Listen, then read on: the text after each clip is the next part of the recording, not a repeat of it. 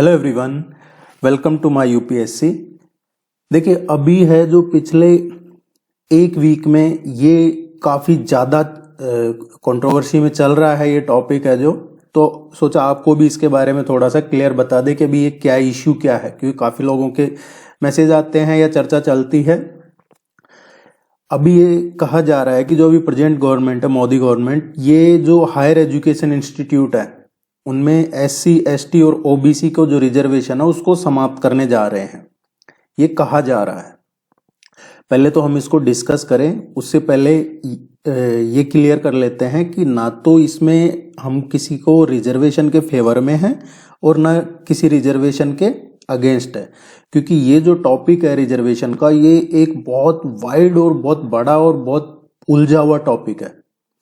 इसमें क्या है कि कई एरियाज या कई कास्ट या कोई कम्युनिटी, कई सारी ऐसी हैं जिनको सच में ही रिजर्वेशन की ज़रूरत है, एक्चुअल में उनको रिजर्वेशन की ज़रूरत है, लेकिन साथ में कुछ कास्ट या कुछ कम्युनिटी या कुछ एरियाज ऐसे हैं जिनको ज़रूरत नहीं है फिर भी उसका फ़ायदा उठा रहे हैं। अगर एग्जाम्पल ले तो अगर कोई ब्यूरोक्रेट है, अब उसका बच्चा भी और एक बिलो द पुअर्टी लाइन है, बीपीएल में आता है, उन दोनों के बच्चों को आप एक साथ कैसे ले सकते हैं? वो तो अच्छे इंस्टीट्यूट में पढ़ रहा है, अच्छा एजुकेशन मिल रहा है, अच्छी कोचिंग ले रहा है, और दूसरा एक बीपीएल का बच्चा है, उसी समाज का, उसी कास्ट का, वो उसके लेवल प्ले नहीं कर सकता, लेकिन उसको भी रिजर्वेशन मिल रहा है, उसको भी मिल रहा है।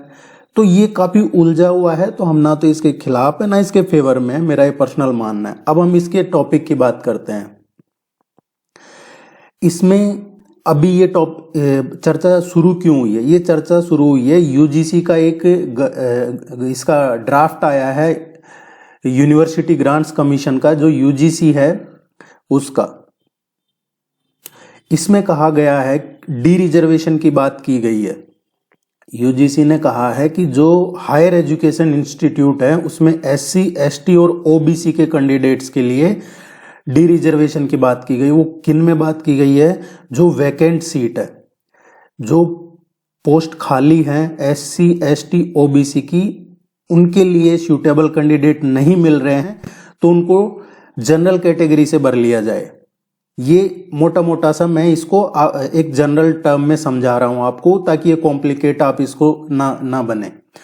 ये बाकायदा यूजीसी का जो है ड्राफ्ट गाइडलाइंस आया है, ठीक है। तो अब ये आने के बाद लोगों ने कहा कि भाई ये तो रिजर्वेशन खत्म करने जा रहे हैं, और डायरेक्टली एक नॉर्मल सा जो ज्यादा इसके ड्राफ्ट वगैरह गाइडलाइन नहीं पढ़े, सिंपल सा वो यही समझेगा इसको देख के कि ये खत्म कर रहे हैं, जबकि ऐसा नहीं था।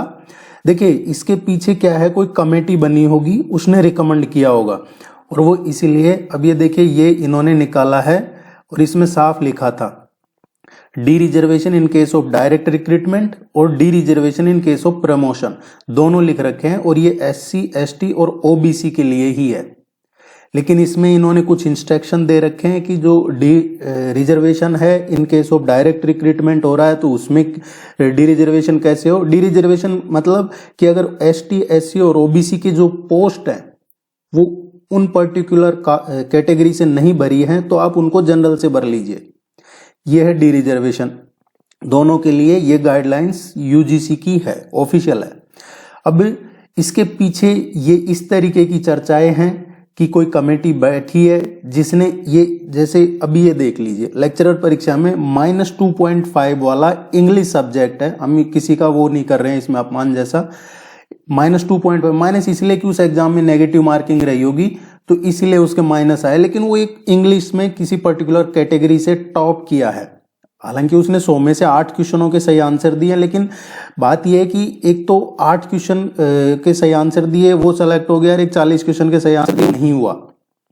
ये थोड़ा सा कैटेगरी वाइज डिफरेंस है, लेकिन माइनस में नंबर आए हैं, अब उसको कैसे सेलेक्ट करें? तो इसीलिए अब क्राइटेरिया जैसे अगर रख दिया कि मिनिमम 25% मार्क्स लाने हैं या फिर मिनिमम 35% मार्क्स तो एग्जाम में आने ही चाहिए।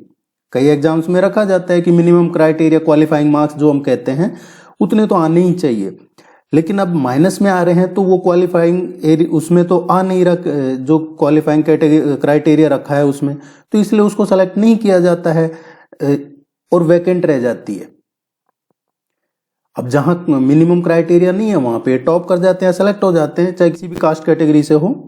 तो कोई कमेटी बैठी होगी, उसने ये ड्राफ्ट तैयार किया होगा कि आने वाले, और ये है 2019 का, ये जो सेंट्रल इंस्टीट्यूट्स हैं, सेंट्रल हायर एजुकेशन इंस्टीट्यूट्स, उनके लिए है, जिसके थ्रू आप यूजीसी है या फिर ये जो लेक्चरर वगैरह असिस्टेंट प्रोफेसर के एग्जाम्स होते हैं, पोस्ट भरी जाती है जिनमें जो जॉब होती है, उनके लिए था। अब जब इस पे काफी ज्यादा बवाल मच गया है तो उसके बाद यूजीसी को खुद क्लियर करना पड़ा है। यूजीसी का ये एक्स पे ऑफिशियल है, इन्होंने क्लियर किया बाद में।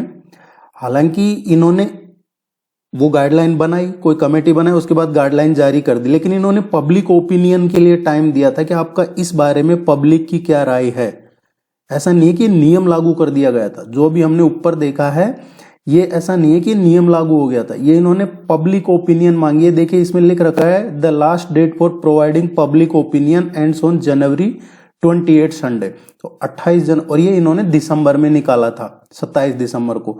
तो एक महीने का टाइम देकर पब्लिक ओपिनियन मांगी गई थी कि पब्लिक की, जनता की इस पे क्या राय है। तो जनता का की राय इसमें अच्छी नहीं आई। इसके बाद और फिर ये पॉलिटिकल हो गया, क्योंकि कुछ जो बड़ी पॉलिटिकल पार्टीज हैं उन्होंने कहा कि ये तो SC ST OBC का रिजर्वेशन खत्म करने जा रही है सरकार। उसके बाद ये यूजीसी का ऑफिशियल आया है इस पे क्लेरिफिकेशन कि कोई डी रिजर्वेशन नहीं किया जा रहा। उसके बाद फिर जो एजुकेशन, मिनिस्ट्री ऑफ एजुकेशन है, उनकी तरफ से भी ये क्लियर आया है ये इस पे कि जो reservation in central educational institute is provided for all post in direct recruitment in teachers cadre as per the Central Educational Institute Act 2019. After enactment of this act, no reserved post is to be de-reserved. Ministry of Education has given directives to all the central educational institutes to fill up the vacancies strictly as per the 2019 Act. तो ये JNU से बवाल शुरू हुआ था, JNU में बवाल हुआ इस पे, फिर उसके बाद सब जगह शुरू हो गई चर्चा। तो अब इस पे यूजीसी और मिनिस्ट्री ऑफ एजुकेशन दोनों ने क्लियर कर दिया है कि जो एजुकेशनल इंस्टीट्यूट्स का सेंट्रल एजुकेशनल इंस्टीट्यूट्स एक्ट 2019 है, उसी के हिसाब से जो भी वैकेंट पोस्ट है उनको स्ट्रिक्टली भरा जाए, फिल किया जाए, और ये लागू नहीं होगा जो इन्होंने पब्लिक ओपिनियन मांगी थी, क्योंकि ये सब पे एक जैसा लागू होना तो वो पॉसिबल भी नहीं है। ये था इसके बारे में। उम्मीद है आपको अब क्लियर हो गया होगा। आप चैनल को सब्सक्राइब जरूर कीजिएगा। Thank you very much, all the very best, good luck, thank you.